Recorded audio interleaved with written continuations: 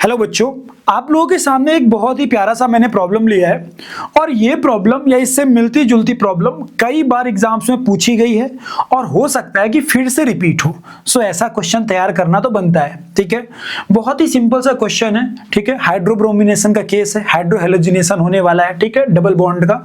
Now the question is कि आपसे ये पूछा जा रहा है कि इनमें से कौन सा मेजर प्रोडक्ट होगा। ठीक है, अब देखो जनरली बच्चे क्या करते हैं, एक छोटा सा यहाँ पे बहुत ही मतलब इंपॉर्टेंट बात है, वो जानना बहुत जरूरी है। बच्चे क्या करते हैं, बच्चे जनरली रिएक्शन देखते हैं और उनका प्रोडक्ट याद रख लेते हैं या फिर ये याद रख लेते हैं कि इस कंपाउंड के आने पे जनरली क्या बनता है, या कुछ छोटे मोटे बेसिक रूल याद कर लेते हैं। ठीक है, लेकिन मेरा एक सजेशन है कि आप हरदम ऐसा करके अच्छे क्वेश्चन नहीं सॉल्व कर सकते।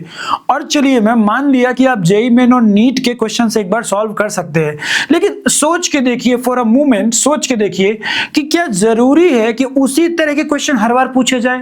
कभी कभी हो सकता है थोड़े स्ट्रॉन्ग क्वेश्चंस भी पूछे जा सकते हैं, जैसा कि पिछले साल नीट में हुआ था, जेईई मेन में ऑब्वियस सी बात है लेवल इंप्रूव हो रहा है, आईआईटी का तो कहना ही क्या है ना। So based on all that हम कह सकते हैं कि अच्छे क्वेश्चंस भी हमको आने चाहिए। बाय द वे ये तो इजी है, ये अच्छा क्वेश्चन है, ये इजी है, बट कुछ और चीज इसमें सिखाना चाहता हूं मैं। सो कभी भी हाइड्रोहेलोजिनेशन होता है, इसका मतलब ध्यान से देखा जाए तो ये एक तरह का electrophilic substitution electrophilic addition reaction होती है ना। मतलब हमारा HBr जाके ऐड होगा। दिस इज द थिंग, कहां पे, डबल बॉन्ड पे, जहां पे अनसैचुरेटेड पोजीशन है वहां पे जाके हमारा HBr ऐड हो जाएगा, है ना, H plus and Br minus. Now the question rises कि सर ये जब एडिशन होता है तो क्या होता है, क्योंकि जब आपको मैकेनिज्म का आइडिया होगा तो आप आसानी से इसका आंसर बता पाएंगे। तो यदि मैं मानूं कि हमारे पास कोई भी ऐसा डबल बॉन्ड है, let us suppose for example we have a double bond like this. Okay, ये हमारे पास कोई भी डबल बॉन्ड है और यहां पे मान लीजिए आ करके H प्लस अटैक कर जाए।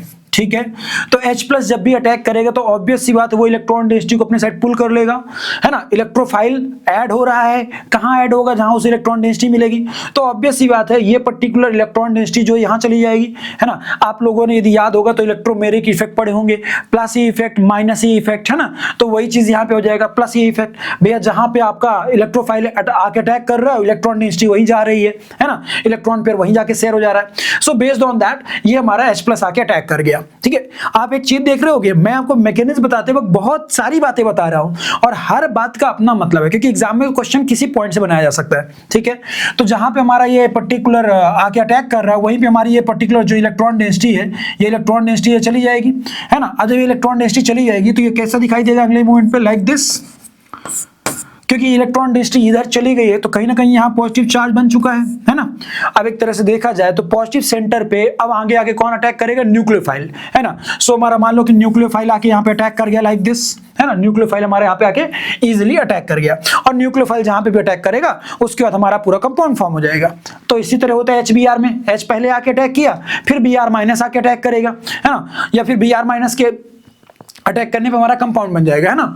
सो नाउ अब तुम समझो कि जब पहले स्टेप पे तुम्हारा इलेक्ट्रोफाइल अटैक कर रहा है उसके बाद बन क्या रहा है, यहाँ पे कार्बोकेटायन बन रहा है। क्या बन रहा है, कार्बोकेटायन बन रहा है। ठीक है, अब समझने की कोशिश करो, यदि कार्बोकेटायन बन रहा है मतलब एक बहुत ही बेसिक सी बात है कि कार्बोकेटायन की स्टेबिलिटी देखनी पड़ेगी हमें, क्योंकि जितना ज्यादा कार्बोकेटायन स्टेबल होगा उतना ज्यादा फेवरेबल रिएक्शन होगी, या फिर ये बोल दीजिए उतना ज्यादा स्टेबल कंपाउंड आपको देखने को मिलेगा, है ना, एज अ प्रोडक्ट देखने को मिलेगा, मतलब उतना स्टेबल प्रोडक्ट मिलेगा, उतना मेजर प्रोडक्ट मिलेगा, आप ऐसा बोल सकते हो।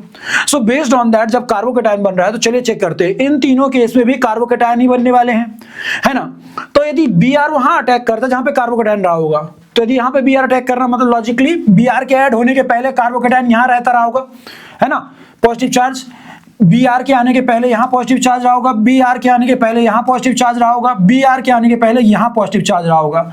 अब आप तीनों को ध्यान से देखिए, यहां पे आपका जो कार्बोकेटायन है जो पॉजिटिव चार्ज है उसको plus I and plus I effect मिल रहे होंगे लाइक दिस, है ना, इन दोनों कार्बन्स की वजह से।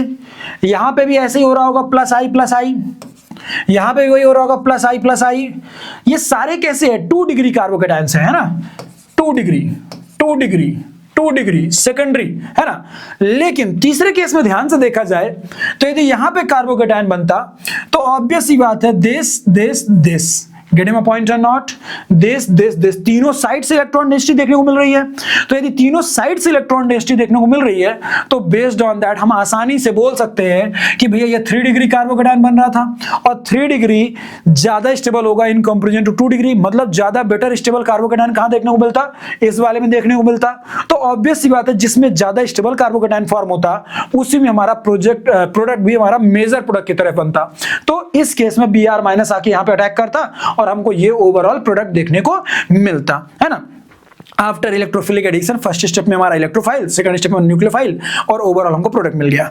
अब मजेदार बात सुन लीजिए यहां पे थोड़ा ध्यान से, ठीक है ना। स्ट्रेन का इशू या किसी भी ऐसी चीज का इशू जनरली जो आता है ना, वो ब्रिज कार्बन्स पे आता है। लेकिन कभी भी यदि बेंजीन का ये वाला केस हो तो इसमें आपका स्ट्रेन का कोई इशू नहीं आता। ध्यान रखिएगा ये चीज, है ना। यहाँ पे स्ट्रेन का कोई भी इशू नहीं आता, नो इश्यूज, कोई चिंता का विषय नहीं है। हाँ, इशू तब आता है जब वो कुछ ऐसा होता लाइक दिस। समझ में आया कि नहीं आया?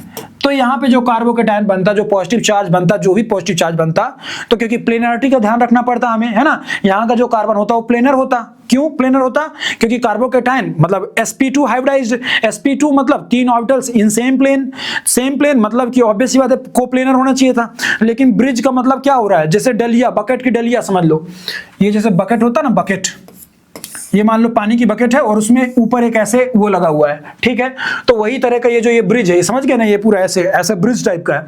तो समझो ये 2 कार्बन इस प्लेन में है और तीसरा ऐसे जा रहा बॉन्ड, तो वो तीनों सेम प्लेन में नहीं है ना, तो वहां पे कार्बोकेटायन नहीं मिलेगा आपको, है ना। और फिर उसका आंसर लोग ये भी बोल देते हैं कि स्ट्रेन की वजह से ऐसा बोलते हैं, है ना। तो वो बोलने के अपने अपने तरीके होते हैं। मैं तो सीधे सीधे बोलता हूँ कि प्लेनरिटी जस्टिफाई नहीं हो पाएगी, क्योंकि ऑब्वियस सी बात है तीसरा ब्रिज है उनकी वजह से ऐसा है। लेकिन यहाँ पे हो जाता है, यहाँ पे कोई चिंता नहीं होती है।